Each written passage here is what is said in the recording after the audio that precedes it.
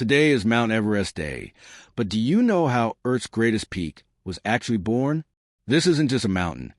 It's a 29,032-foot fossil, which is Earth's most violent tectonic past.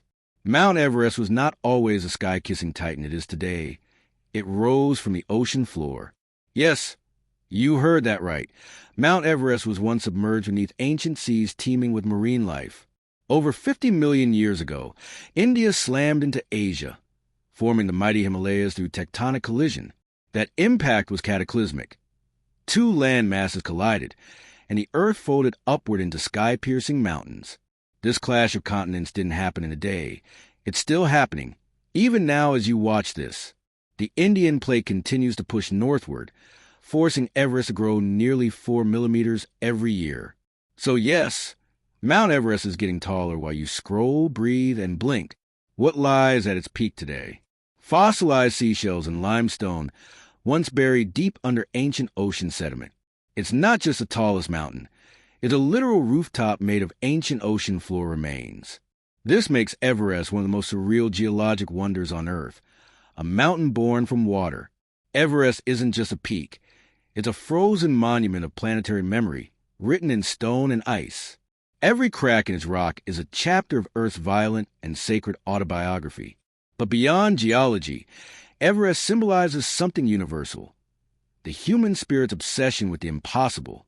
On May 29, 1953, Edmund Hillary and Tenzing Norgay became the first humans to summit Everest. That's why today is Mount Everest Day, celebrating one of humanity's greatest physical and spiritual achievements. Since then, more than 6,000 people have reached the summit, but over 300 never made it down. The mountain is beautiful, but unforgiving. It demands respect, humility, and brutal preparation.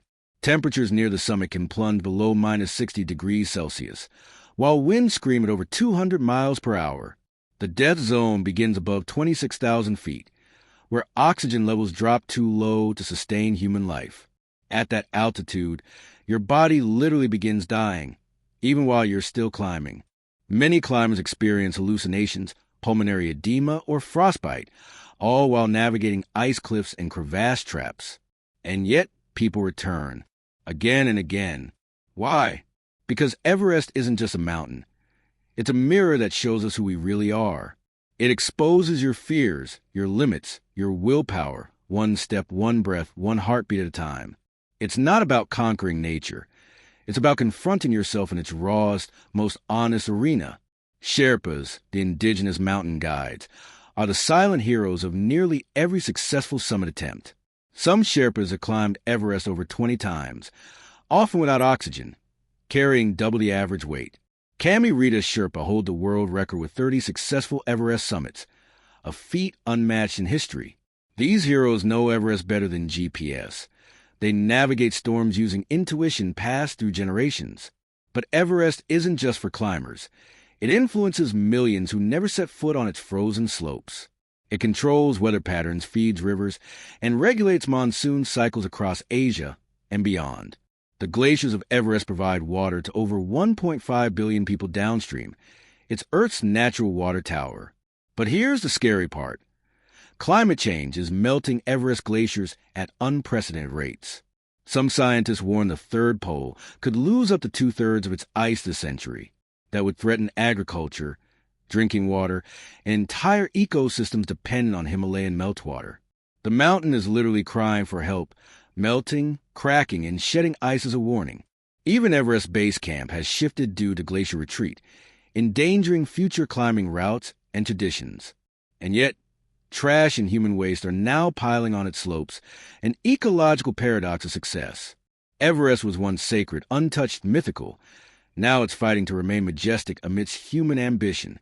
Still, Everest remains a global symbol of endurance, majesty, and nature's towering indifference to our plans. It has appeared in literature, film, art, and folklore for centuries, worshipped by Buddhists and climbers alike. Its Tibetan name, Komalungma, means God is Mother of the World, a title it still commands today. Standing before it, even the most powerful humans feel humbled, quieted, and insignificant. It reminds us we are not rulers of Earth, but guests climbing borrowed time. Every year, New climbers arrive chasing glory, but many leave with something deeper than medals. They return with reverence, respect, and a lifelong bond with something far greater than themselves. Mount Everest has outlived empires, storms, wars, and will likely outlive our civilization too. But the lessons it teaches now, urgency, humility, awe, are ones we must take seriously. So today, don't just admire Everest, listen to it. Learn what it's showing us through stone, silence, and snow. It's not just the highest mountain. It's the loudest whisper from Earth's deepest memory. Because the truth is, Everest didn't rise to challenge us.